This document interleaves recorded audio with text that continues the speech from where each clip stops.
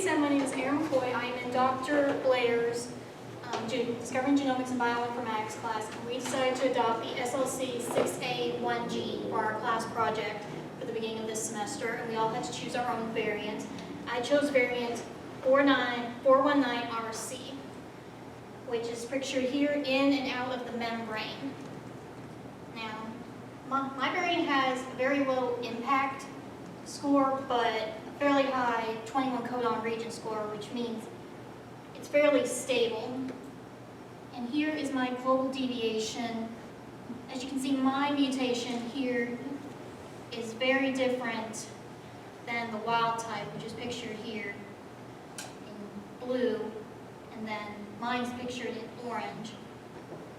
And basically, the SLC6A1 gene is known to cause myoclonic atonic epilepsy, or MAE. Not all variants cause this, but in my case, mine did. It's also known to cause neurodevelopmental disorders of various severities. Now, our main focus of this was to analyze our variants and determine their impact on our individual and potential treatments. And you can see this is the general patient that we modeled, and my variant is pictured down here in yellow. So while mine doesn't have quite the high impact score of the patient, my variant does cause mild to severe MAE epilepsy and sometimes autism. A lot of this info was given to us by Prokop, who works at the University of Michigan, and our software that we use to model our variants came from Hudson Alpha, which is in Huntsville, Alabama. We used this general flowchart to work on our project. As I said, we all had to pick a variant at the beginning of the semester. And as I said, I chose 419RC. And my variant is pictured right here in red and right over here. So it affects a very small area of the protein, but it does cause a significant impact on the carrier. Now, the hope for this is to develop treatments. One day we could maybe develop a more effective drug to treat it, or we could possibly even use the CRISPR system to remove the faulty gene and then replace it with a healthy gene, but that's still years down the line. But right now we're just hoping to develop further treatments. We've seen in a video how treatments are coming along, and a little boy who has not my specific type but had A type, had a variant of this, and the treatment is working for him. He is on his road to recovery, but it still isn't a complete cure. But like I said, the general hope of this is to develop further treatments. Any questions?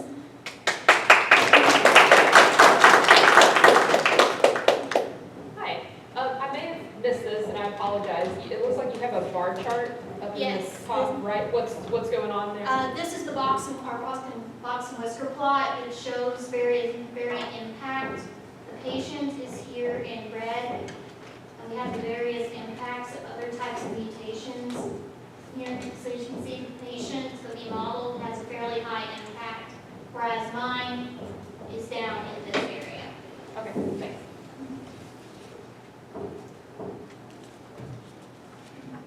I don't know if you said or not, your variant on your model, one of the previous talks talked about it being on the inside or the outside of the membrane. Is yours on the inside or the outside? Yes, and this one it's on the outside, and this one it's on the inside of the membrane.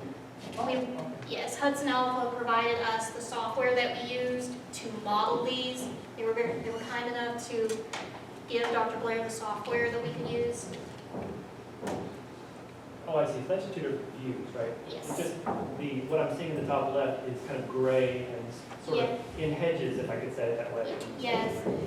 We used it in gray to some sort of illustrate it against the bright colors of the membrane. And we did it in gray here so we could highlight its location in the amino acid. Oh, I see.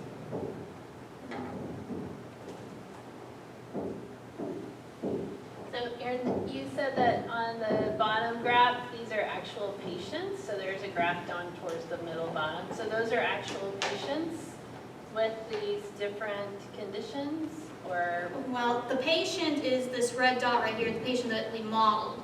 All these others came from various studies that were done.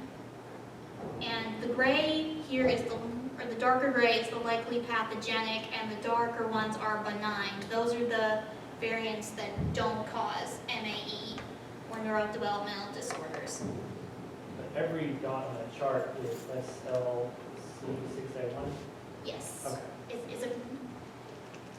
Depending on the amino acid on the SLC6A1 gene is modeled here.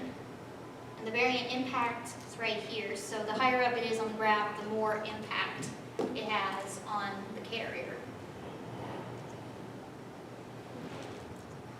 Other questions? Just a curiosity question. So I've seen several talks and y'all had different variants that y'all were looking at. So when y'all got y'all's list, about how many variants did y'all have to choose from? We had a good, I didn't count them, but we had a good long list of variants to choose from. There are actually, I believe it's 350 variations to choose from of this particular gene, depending on the mutation of the amino acid. And these were the first time that any of these were modeled.